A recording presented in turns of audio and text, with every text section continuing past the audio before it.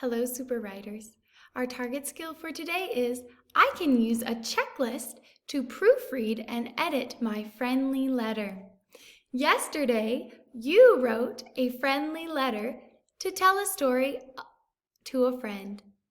Today, we are going to use a checklist to proofread and edit our friendly letter. So, boys and girls, you are going to read each thing on the checklist. If your letter has that thing, give yourself a big check. If it does not have that thing, fix it before you give yourself a check and move on to the next step in the checklist. The checklist reads, "My letter has the date in the upper right part." Does my letter have the date? So I can give myself a check. My letter has a greeting followed by a comma. I see that my letter has a greeting and a comma, so I can give myself a check. The body of my letter is indented. What that means, boys and girls, is that I have used extra finger spaces at the beginning of my letter. Use 4 finger spaces at the beginning of your letter. Check.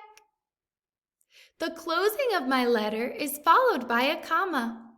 Let's go down to the closing. Your friend, comma. I can give myself a check.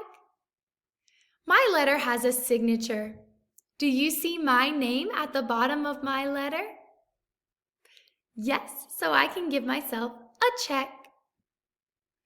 My letter has a friendly tone. Am I talking nice to my friend that I am writing the letter to? I believe I am.